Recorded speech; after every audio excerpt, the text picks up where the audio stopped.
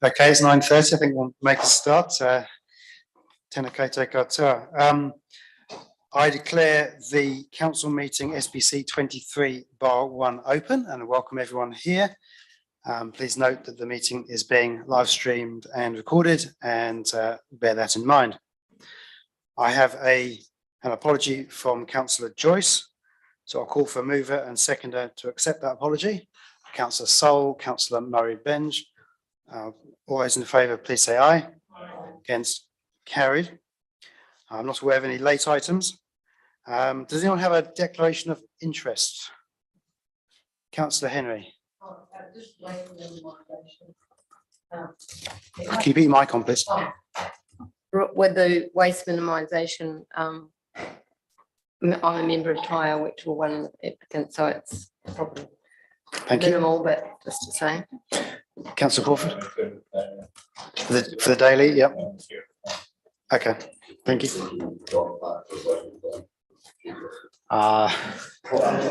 Opinions will come later, right. There are no public excluded items, so we'll move to public forum, and I got Mike Marson from Arawa Road to speak, yeah.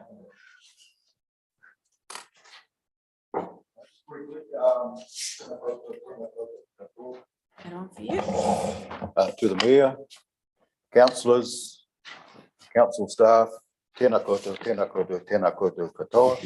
My name is Mike Marson from the community of Arawa Road and Penelope Place in Pongakawa. This meeting this morning will decide whether to adopt council's senior analyst's report into developing recreational opportunities on Arawa Road. My attendance here today is to show support for the concept plan, but I'm also here to thank council for the engagement process that has brought us to this point. From the ward forum meetings, the reserve management plan review, and council staff consulting with residents.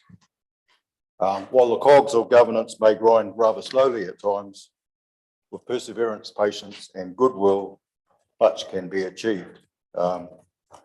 Also, as a spin-off from this process, council staff, and I mentioned Gary Ellis and his team here, identified that Arawa Road itself was in real need of an upgrade, and I can report that council contractors are currently constructing a footpath, curb and channeling and widening of the road, installed a bus shelter on a concrete pad.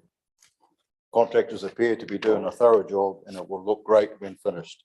I'm really hopeful that we can get fruition with this recreational concept plan. There's definite possibilities there. We don't have anything in our community at the moment. We have quite a growing community with a lot of children who would certainly benefit from any facilities that council can provide for us through this process. So yeah, I'm really looking forward to it. So we also need to mention our local councillors, John Scrimmage and Grant Daly, we're always supporting our community's aspirations. Ngā mihi nui kia koutou, ngā mihi nui kia koutou mai te iwi Arawa Road i a Penelope Place, ngā mihi nui kia koutou mai i a hau. Thank you, Mike. It's always nice to hear positive comments and feedback, so thank you for that. Oh, I thought you guys probably get a lot of brickbats. Nice to bring some bouquets to the table. Thank you. Are there any questions of Mike from around the table? No? Okay, well, I think once again, thank you, and thanks for coming in, and I'm sure you'll stay to hear the debate on Arawa Road in just a moment. Thank you, Joe. Thank you. Okay, so section 8, there's no presentations, so we'll move on to section 9, the reports, which is the on page 7, and the Arawa Road recreation opportunities. So Cheryl, if you'd like to kick us off on that, please. Cool, thank you. So this report is basically bringing to you the feedback that we received from the community around a draft concept plan for Arawa Road. It is the culmination of about a year's worth of engagement where we've kind of gone out, responded to community feedback to investigate what the opportunity could be there for recreation provision. Then we've gone out, put that together into a draft concept plan, taken that back out again, and this is bringing together that feedback. Probably just need to be aware of 3 kind of things that are running alongside of this. Sorry, 2 things. One is obviously the proposed plan change process for land adjacent to Arawa Road. 2 is the annual plan where you're looking at providing some funding to start to implement this concept plan in terms of neighbourhood reserve kind of play elements. And then 3 was just the last thing I wanted to raise with you, just to clarify from the adjacent landowner with regard to the stock grazing, that they never, it's never more than once every 6 weeks that they use that road reserve for stock grazing, and it's for 4 hours at a time. So she just asked me to provide that clarification. So we've just put a list of recommendations there. One is to adopt the final concept plan. And I guess when you're adopting that, that's just kind of saying, here's what we heard from the community, here's how that's kind of reflected in terms of a concept plan. And then the next part of that is implementation of that concept plan. So we're recommending some short-term actions and also some long-term actions that would be considered in the next LTP. That's it from me, and happy to answer any questions. Thank you, Cheryl. So I offer now any questions. I see that Councillor Daly has one, so please ask. Cheryl, in the feedback, there was some comments about the residents not really feeling that a community garden was necessary. Was a community garden put forward in the concept plan? I didn't really notice it. Yeah, it was initially talked about in the draft concept plan, and that was reflecting feedback from the pre-engagement that we did. But now what we're recommending is that gets taken out. That's not included in the final concept plan. Councillor Murray Benj. Could I ask, what is the zoning for the 2 Penelope Place and Arawa Road? I'll just pass on to Rachel to answer that. Rachel. Through you, Mr. Chair, that Penelope Place is zoned residential, and my understanding is that on the other side of Arawa Road is still zoned rural. Could I ask then, through you, sir, to Rachel, when was the zoning changed there?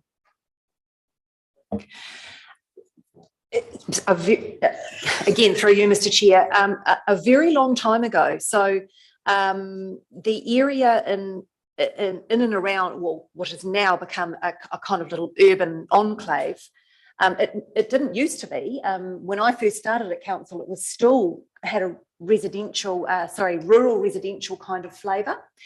So it's only been developed in an urban kind of context relatively recently, but it has been in the district plan. In fact, I think it has been in the district plan for a very, very long time. It was almost like a little bit of an anomaly in the district plan. We had that we had this little residential setting, albeit in an otherwise rural environment. So they don't have any services whatsoever?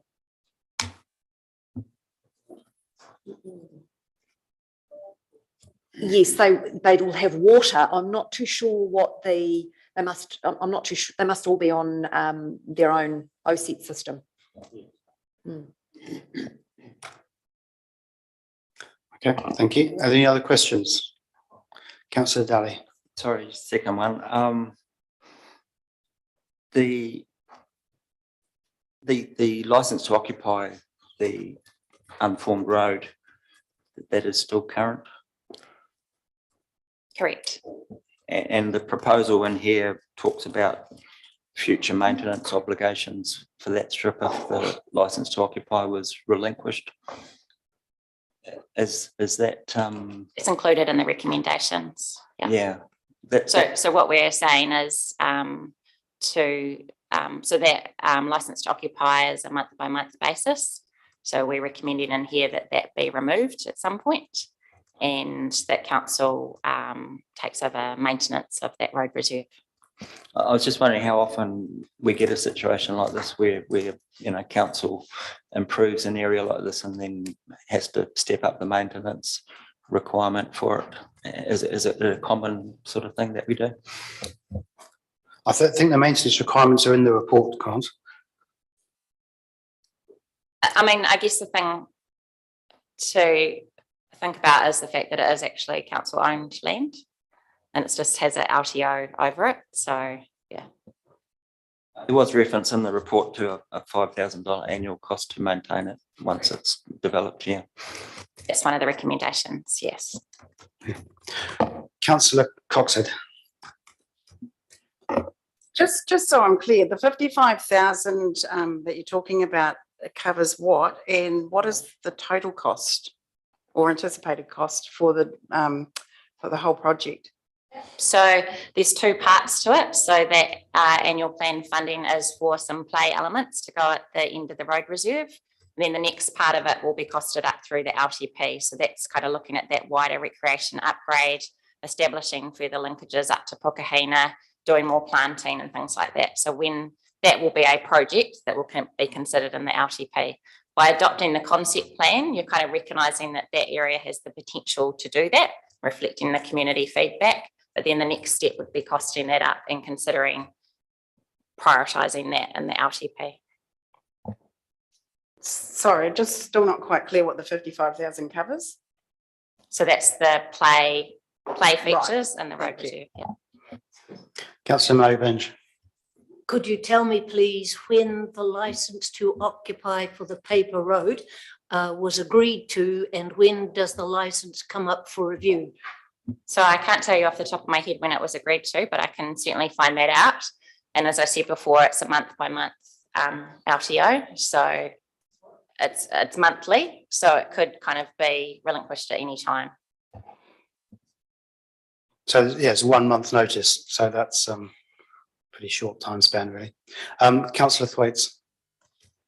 I was seeking to move recommendations 1 to 5 that we do adopt the final hour work road opportunities concept plan.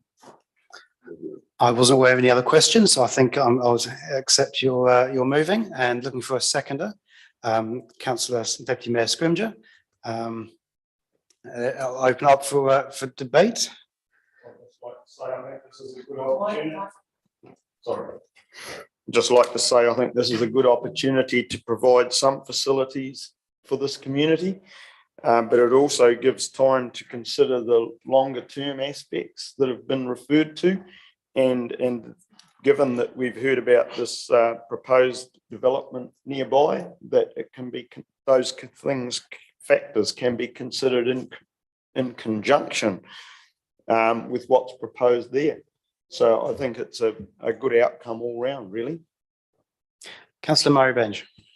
It's unfortunate that it comes at a time when our budgets are so tight and have to be tight because people have got to pay their rates and there's a lot of suffering out there. And although 55,000 doesn't look a great amount, every little bit just adds up. What this community is going to benefit from is not only the playground, but obviously what will happen next door in that concept plan for zone change. And clearly with the residential zoning on this little enclave, it must have an influence on the property next door, because to be so isolated and being able to get their water but sweet nothing else, it will be a great benefit to that whole area. And so I'd hate to think that it was a them and us debate, and that we work closely as we can with a further development in a very positive way, and that we do it sooner rather than later.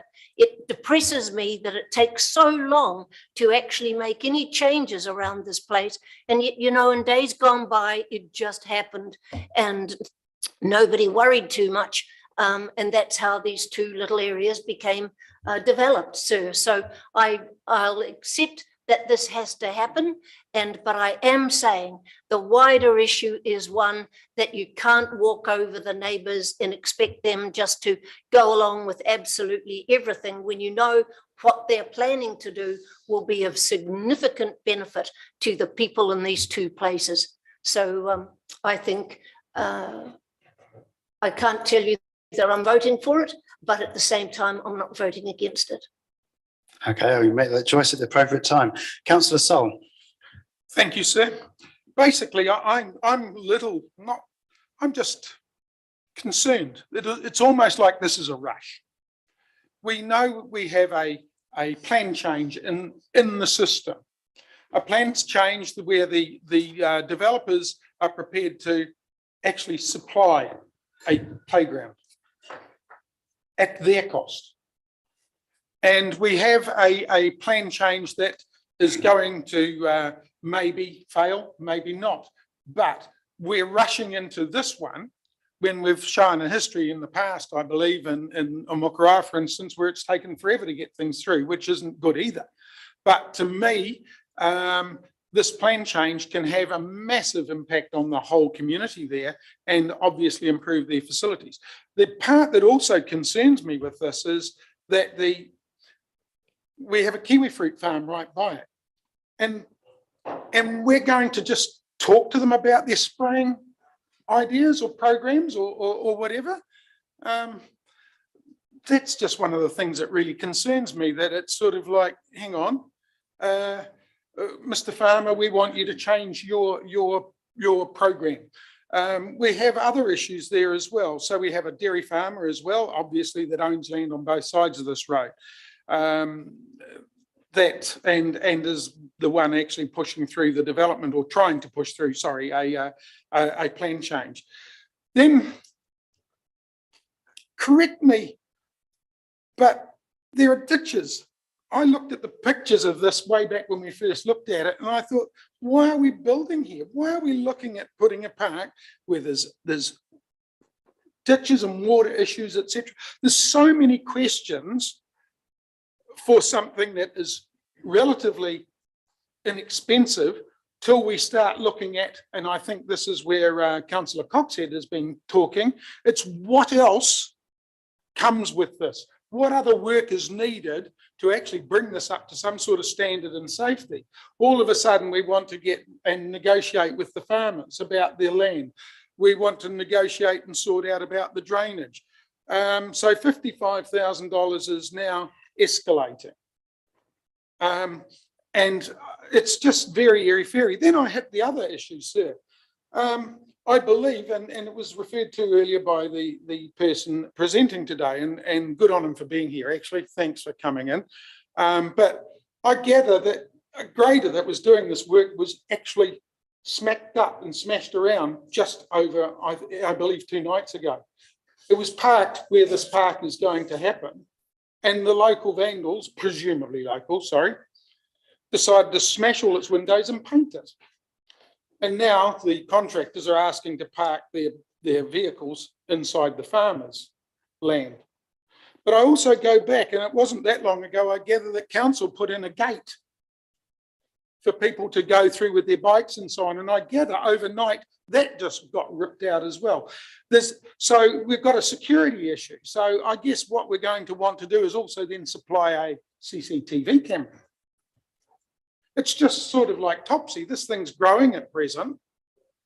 And so I think you're asking us to confirm something and put in place something that then ties us virtually to the long-term plan to continue funding something that's at present maybe just needs to hold off for a while till we know whether the plan change could proceed, would be approved, and the development proceed. Timeframes are probably not too dissimilar here, in all fairness, if we're talking 1 to 2 years to start getting some of this other stuff done. I also like actually just the same within this playground, some of the simple structures that you're putting in. I think I really like things that are simple, and that was one of the great things. So that's my plus, but I actually struggle, sir, to support this motion purely because of that. I dare say it's going to go through, but I just wonder how much people are looking a little bit further down the line as to what we're committing ourselves to today with just the simple sum of $55,000, and then find out it's another $155,000 needed in 2 years' time. Thank you, Councillor Sol. I like things simple as well. This is a process which has taken actually several years. We're not rushing this at all. And we've engaged and listened to the community, and this is what they clearly expressed a wish for. So I will be voting for this motion. Are there any other speakers? Councillor Daly. Yes, I'd like to indicate support for this 5 recommendations. Like James says, it is a relatively long process over several years to develop this concept plan and come back to the table for approval. I congratulate Mike Marson for his advocacy at the community end, and I have done a good analysis of the feedback that we received on the proposal.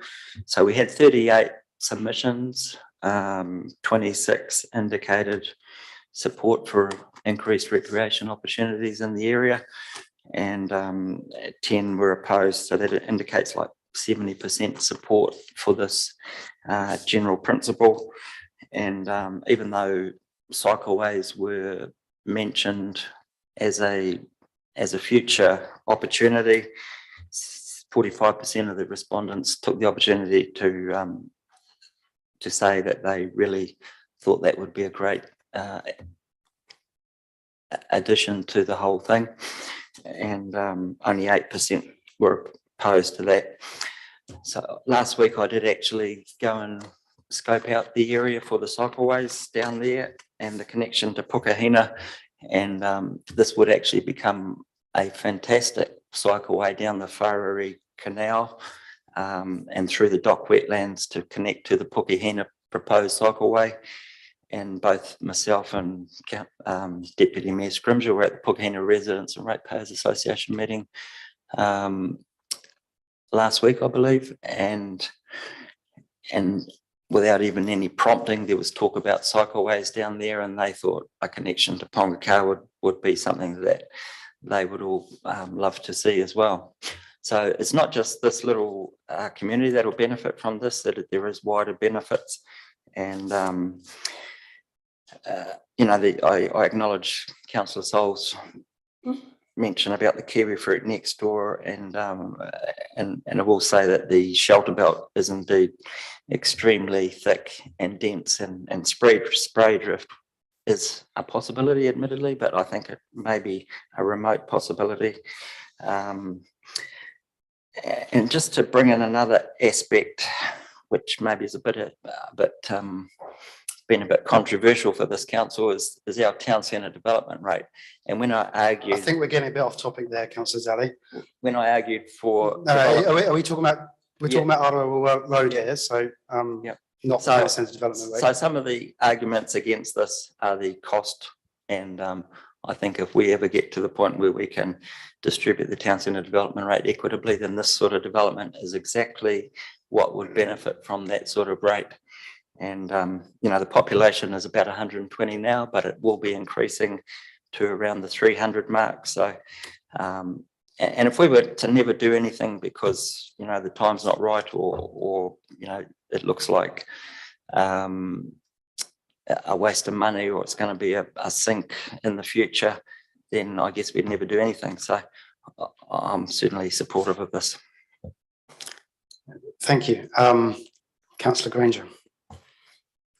Thank you, Your Worship. I must admit, I have some sympathy with the argument that Councillor Sol has presented. I don't want to be the Grinch that stole the playground, but I do wonder whether it really has to happen this year. And had we voted on these clause by clause, I'd vote for most of them except one. I accept that this is a process that has gone on for quite some time, but there has now been a change to the landscape, and that we have this private plan change that has been submitted to council, and so that has changed the situation from when we started this journey. So we are being asked to control our rates, and at the moment this is in the nice to have bucket. It's not essential, but I accept that playgrounds are good for these areas, but because of the change in situation out there and the potential of another bigger playground, not at council expense, I wonder whether we need to go ahead with the expenditure right now. Councillor Crawford. Yeah, I'd like to support this because, this community is way out away from a lot of other places, and to have children be able to play and have something to play on, even though I hear what's been said by Councillor Granger and Sol about those other things, but this is something that is not really big. It's something that can be enjoyed and participate in. We don't know that other development and how long and how far away, based on the one that I live next door, that it's years in the making before even houses come. And so there's a lot of years of enjoyment and use of this. And also, in the future, some of that could be reused into whatever new development may happen too. So I think that, for the benefit now, and because, again, the will of the people in that area desiring this, seeing how we've really enjoyed when we've seen things happen in Te Puke, and see the uses of it for families and children, being a grandparent, taking our kids there, all those things are very valuable. So I put my support to the motion. Thank you. I think Councillor Thwaites is probably waiting for his right of reply, so please go ahead. Didn't know $55,000 was worth so much. But anyway, 3 quick things. This is why I stand for council, and this is why I come to chamber for projects like this. Outstanding. To the staff, well done, taking that, Cheryl and team who took this through. Excellent process. Mike, you and your community, that's great. You mentioned the community forum as a kicking off and using that through, so well done. And I'd certainly hope everyone gets behind it and delivers this ASAP. Thank you. So I'll now put the motion. So it's recommendations 1 to 5 that we adopt the final Aroa Road Recreation Opportunities Concept Plan. All those in favour, please say aye. Aye. Against? No. Carried. Thank you. So I'll move on to 9.2 on page 44, dog exercise park proposed locations for Omokoroa and Katikati. Cheryl, you're off again. Thank you. So this is just implementing council's level of service for the provision of dedicated dog exercise parks. So the level of service, in addition to what's provided at Tech Park, is to provide one in each of the 4 main urban areas. Te Puke is underway at Lawrence Oliver Park, and we're just wanting to consult on recommended locations for Omokoroa and Katikati, which is the purpose of the report today. Just to give you an update as well, I have spoken to Perirako and Ngāti Taka since this report was written, just to see their kind of views on the site in Omokoroa, and they are relatively happy with that as a proposed location. They just want to ensure that there's rubbish bins provided in plastic bags and drinking water fountains for the dogs, and also look at how we might be able to reflect a cultural presence, say in the signage or things like that. So, yep, happy to take any questions. Councillor Murray-Bench. How much consultation did we do with the local community, apart from Perirako, Cheryl? Because a lot of dog owners are living there and looking for change. So could you tell me? So that's the purpose of this report, is to take these sites out to the community to see what their views are on them. And that would occur as part of the LTP pre-engagement. But in saying that, Omokoroa, the Lynx View Drive site, was actually discussed in the last LTP as well through the pre-engagement. So, yeah. Any other questions? No, so I'll look for a mover and seconder for those 3 recommendations, please. Councillor Henry, Councillor Murray-Bench. Anyone like to speak to those? Councillor Murray-Bench. With the development at Omokoroa, where you can just about touch each other's walls, and people like to have animals, and in fact they perform a very social function for people. I think this makes very good sense. I don't know about the Katikati one, but someone from there will speak to that, I'm sure. But for the people of Omokoroa, I think they will welcome this. And presumably the budget will be one where the dog registration fee will contribute to it. And so here's hoping we can do it reasonably quickly. That's 80%, I believe, isn't it? 80% and 20% ratepayer. But anyone else would like to speak to this? Councillor Daly. Yeah, I'm in support of this. I see the size of these dog parks being around the 5,000 square metre mark is means that the fencing cost is far in excess of the 30,000 allocated. Being first cab off the rank in Te Puke, we've realised that this is has delayed the development of our dog park, and if retrospective funding increases are put into these projects, then it would be nice to have some consideration for Te Puke's park if that's not progressed by other means. But Councillor Daly, I think that's a long-term plan discussion, not a. So this is about going out for engagement about these locations. Yeah. Okay. So yeah, I fully understand that, and Te Puke has been tasked with coming up with extra money outside the council process, and that just needs to be noted. Okay. I'll just comment that I'm glad we're progressing these and going out for consultation. This is what we agreed in the last LTP or the level of service for dog parks in our district, and it's good to see it moving ahead, and I look forward to hearing the views of local residents. So if there's no more points people want to make, I shall. Did you want to? I think we've already done that. We've got to move from. Yeah, we've done that. Yeah. So I shall put the motion, put the recommendations. All those in favour, please say aye. Aye. Against? Carried. Okay, 9.3, community-led resource recovery, page 57.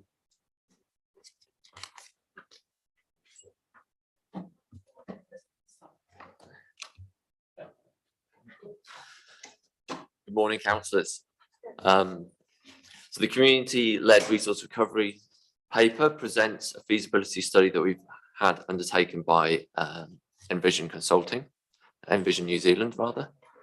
So through the long-term plan, alongside the introduction of curbside collections, we also, council made a commitment to look into community-led resource recovery centres, to look at what more we can do to minimise waste to landfill and build capacity in the community to lead some of this work.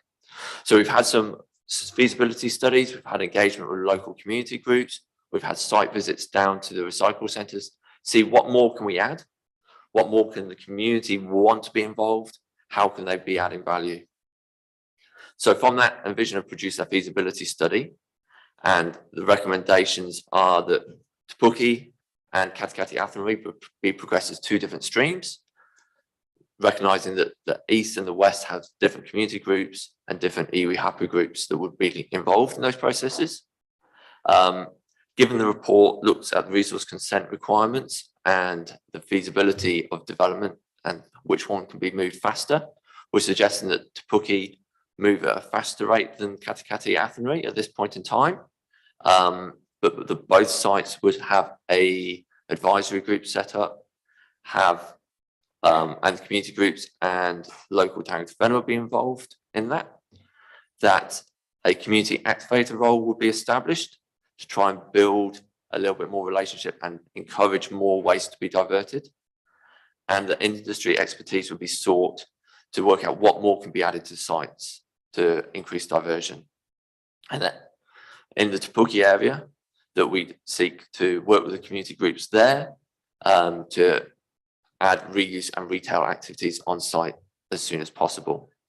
The end goal, I guess, is that the community groups would be taking a bigger role or a lead role in running these centres, but it's a staged process to get there. Ilse and I are happy to answer any questions on the feasibility study, but hand it over to you. Thank you, Matt. I'll open up for questions then. So any questions from anyone? Councillor Henry. Point 4B, the 12 to 18 months, is that the time frame where you'd be looking at industry experts, potential operators, getting the community activator role? Is that all that process in there? Yes. Because in the report, I saw that Envision had done that there was no green. I brought that question up to you at the workshop. Since then, some groups have actually looked at other options. Are those groups still able to come and talk to you about, even though it's not green, you're saying not green waste in the report, but they're able to come and look, if they've moved on in their decision making, to come and talk to you, the operations? Is that fine? Yes. In Yeah. this time frame that you've got down here. Yeah. Following this meeting, we'll be engaging with all those community groups that have been involved in the process and given us So you'll feedback. go back to them again. So we'll go back to them. We've told them that this agenda item's happening today. They all And know. they all know. Out in Katakati, they all know. We'll let them know the outcome. We'll still have ongoing conversations with them. If That's there's good. other waste minimisation Yeah. topics. They we weren't can sure talk. whether that meant that they weren't still to be in the conversation, that was all. Thank you. Okay, any other questions? Councillor Crawford. Hey, thanks, else before this, and for council too, looking for the future of how those places are going to operate. I think it's really good that communities involved and they take ownership. Councillor Crawford, I think we're doing questions at the moment. Have you got a question? Sorry, I'm coming to it.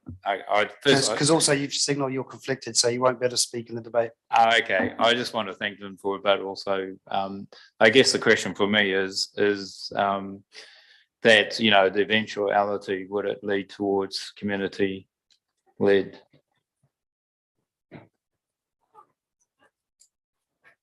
I think that is the outcome that we would all like to look at. Like Mate was saying, it is a staged process, and we will be working with the community, working through that till we get to that point. Councillor Mo Benj, I think you had a question? Okay, so if there's no more questions, there are questions. Okay, Councillor Cogshead.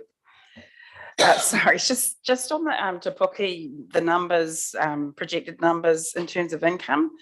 So it looks to me like it's between 370 and 470 gross income a year predicted. Is that right?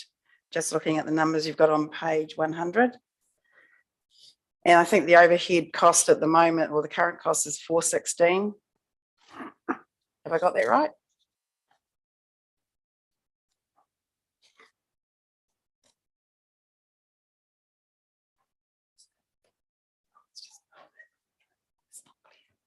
Agenda page 100. No, it's in the, sorry, it's in the document, page 100. It's in the document. Yeah, but sorry, it is in the presentation, yeah. So my question is really, I'm just trying to get my head around what's the sort of expected, is it expected to sort of just wash its face, basically, is that right? Or sort of what sort of financial modeling's been done around it? So most of these centres are based on cost recovery.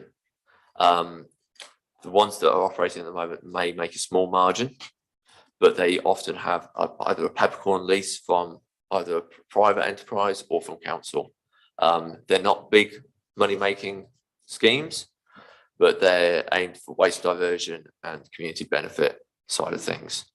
So in most cases, so the example from Crewe and Seagull Centre, then they turn a small profit, but they reinvest. Yeah, which I wouldn't expect it to make a large profit. I just wanted to have an understanding that there's an expectation that it will just break even, really. Is that right? Yeah, thank you. Councillor Daly, did you have a question, was it? I was hoping to move if possible. Okay, if there's no more questions, Councillor Daly moved, Councillor Mo Benj seconding. Who would like to speak to the motion? Councillor Mo Benj.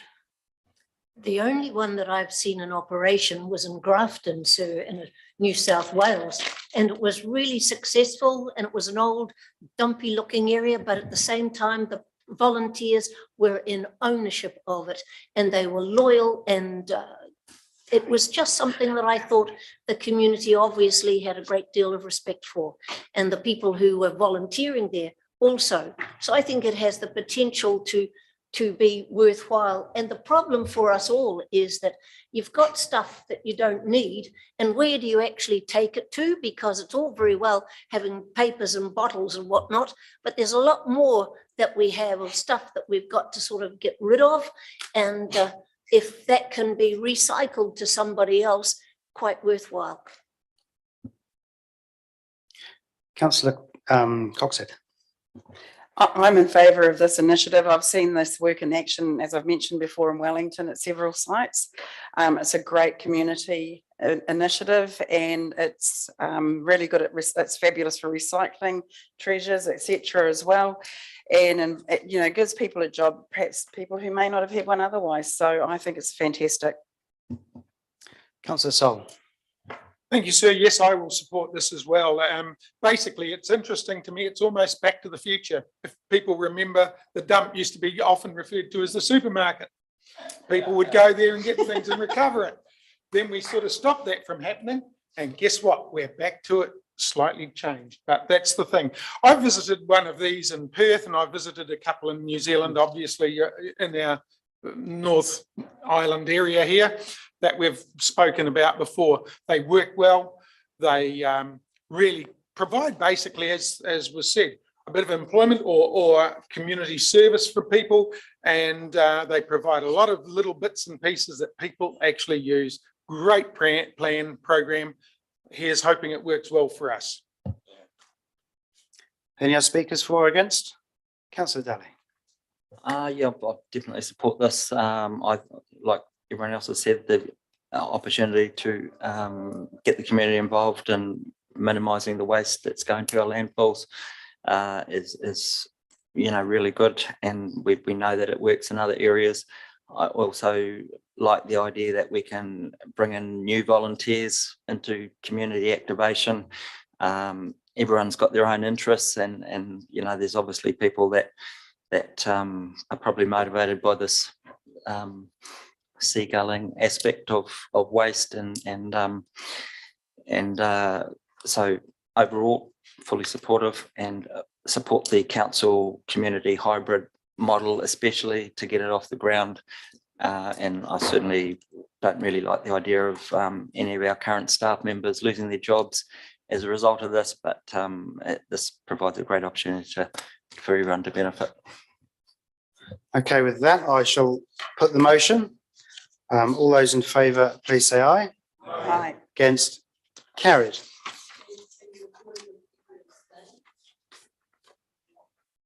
I don't think there's any need to, or you didn't, it's not having a division. Okay, 9.4, page 125, the Smart Growth Quarterly Report. So I'll ask Tracy to come up.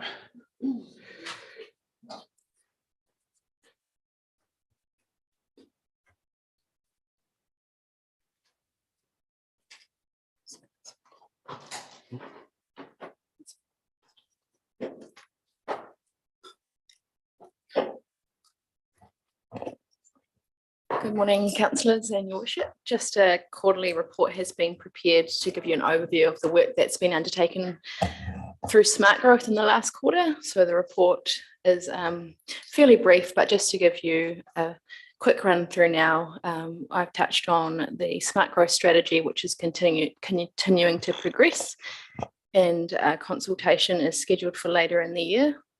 There's some key topics on the Smart Growth strategy being workshopped with the senior leadership group through the process.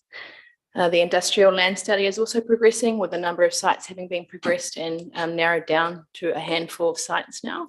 And the consultant working on that project is preparing a report that's due at the end of March, which will be reported up through Smart Growth and can come back in my next quarterly report or as needed.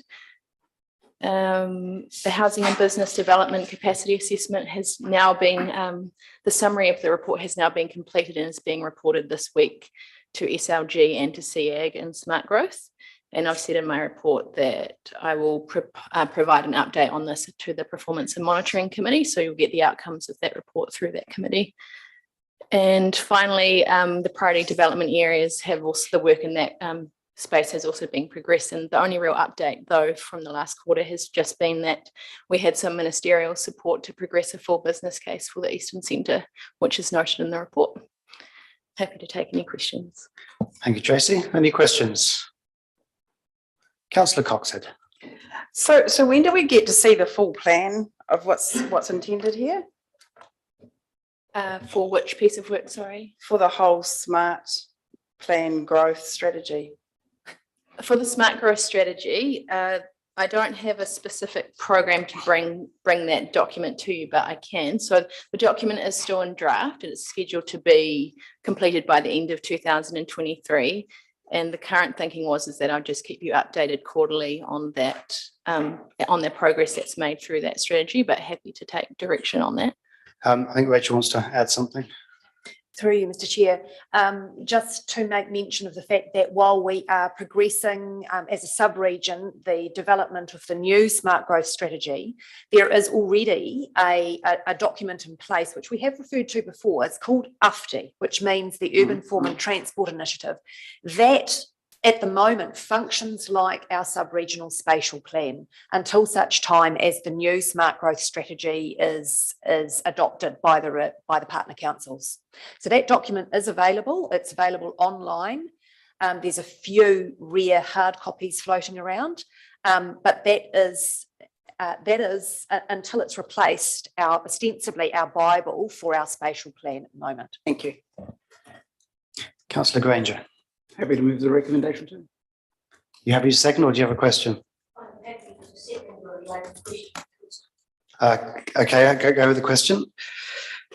We had Ann Tolley in here the last week telling us about how they want to do urban development on the area where it's 29, State Highway 29, and it will be absolutely chaotic if they don't do the road first. Is smart growth addressing our transport needs? And because you've got ministers sitting at the table and they seem to go off and do something entirely different, like cycleways across the harbour. Same week they take us off the 10-year plan to Puna to Omokoroa. Where does smart growth sit in all of this, Tracy? Can you tell me? Thank you, through the chair. So transport is being considered through the smart growth strategy. And as Rachel just pointed out, there's a plan through UFTI. But in terms of your specific questions around the SDP process, that is considered as a part of the wider program, but not specifically other than through the SDP process, which is what the Commissioner was here talking about last week. Yeah. So, I'd like to speak to it. Okay, you can speak after the thing. Were there any other questions, first of all? No, in which case, had a move, who moved it? Sorry. Councillor Granger moved it, Councillor Murray-Bench seconded. So now I'll ask for speakers for or against the motion. Looks like you're up, Councillor Murray-Bench. Yes, there's no way we can vote against this, but I just despair. Last night I heard of a young couple, 2 children. They've moved to Timaru because they can't afford to live here. They were renting at $600 a week, and just an absolutely possible thing for young people to actually look at home ownership being part of their life. And we have to address that issue. And it's not for council to go out there and build all the houses. It's for council to make sure that the zoning and the planning changes are in place so that people can get on and do some building. And I don't think we've done that well enough. And it's something that I think I would just urge our people on smart growth to actually give it a priority. Tracy. Any other speakers? If not, I'll put the motion. All those in favour, please say aye. Against, carried. Now move to receiving the submissions. So item 9.5 on page 129, the submission to the interim state highway speed management plan. Were there any questions, noting that it is something we have submitted already? Okay, call for a mover and seconder, please. Councillor Thwaites, Councillor Coxhead. Any debate? No, I'll put the motion. All those in favour, please say aye. Aye. Against, carried. Item 9.6, submission to the targeted review of the building accreditation of building consent authorities regulations 2006, page 135. Any questions?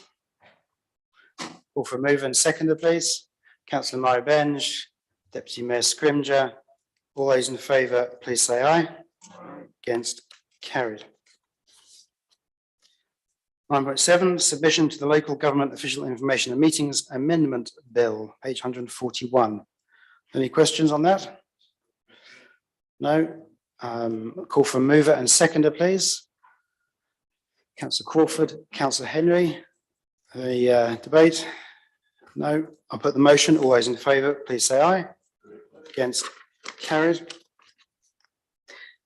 9.8 on page 146, submission to the Future for Local Government review. Any questions? No. Call for a mover and seconder, please. Deputy Mayor Scrimger, Councillor Granger. Any debate? Councillor Murray Benge. Whatever it says, sir, I am in total disagreement with the future of local government is all about how to get rid of the likes of Western Bay and centralise everything and make sure that people don't matter. And once you get big systems, it's just is so unhealthy. And so I can't vote against this, but I just air my frustration. It's I just totally opposed to what the government is doing. And as for the Resource Management Act reform, that's a different question well, entirely. it's just here. And in the report on point 7, it's something that is far worse than what we've actually got, and it's bad enough. So, sir, can't vote against it, but I just feel totally frustrated with it all. I think I'll just note that localism was a fairly core part of the Future for Local Government review. But anyway, I'll put the motion. All those in favour, please say aye. Against? No. Sorry? Did you vote against? Yes. Okay. Against? Carried. 9.9, submission to the sale and supply of alcohol community participation amendment bill. Page 175. Any questions? No. Call for a mover and seconder, please. Councillor Sol, Councillor Murray Benge. Any debate? I'll put the motion. All those in favour, please say aye. Aye. Against? Carried. 9.10, the Natural and Built Environment Bill and Spatial Planning Bill submission, page 179. Any questions on those? Councillor Granger. Yeah, I just wondered why this document did not have a date. All the other ones were dated. Didn't need to record the date it was actually sent. That's a good question. Matt, are you able to enlighten us? Are you referring to the actual submission document? Yes. I am going to say that it was probably an editorial oversight. We do have acknowledgement of it being received on that specific date saved in our document management system. It gets dated today, you say? Sorry, you say it will be dated as of today? Or? No, when the submission was lodged, we received notification from the select committee that had been received on that date. So we do have a record of the date that it's definitely been lodged. Yes, but nobody else would have access to that information. Not that it matters that much. My second question, sir, was on page 185, where it talks about funding splits with regional councils and things on page 185. Yeah, point 34. We agree with the recommendation by LGNZ that proposes a 50-50 split model for funding the RPCs and secretariats. Now, my understanding was that there'd be regional council and all the local councils would work together. So who are we splitting 50-50 with? I mean, if there's multiple councils involved, why would there be a 50-50 split, or is it 50-50 with between regional and all the little councils? I think Rachel has the answer there. Do you want to? Feel free. My understanding, councillor Granger, is that the 50-50 split is 50% Crown contribution to RPCs and the balance of the 50% to be sorted out amongst the councils. Right. It's not overly clear, but that's right. Okay, any other questions? No, I don't think so. No, that was all. Thank you. Thank you, councillor Granger. I'll call for a mover and seconder, please. Councillor Crawford, councillor Henry. Any debate? Councillor Marybenge. Just hope the new Prime Minister has his wits around this one. Okay, thank you. If there's no more debate, I shall put the motion. All those in favour, please say aye. Against? Carried. Okay, so there's no information for receipt, and with that, I will close the meeting.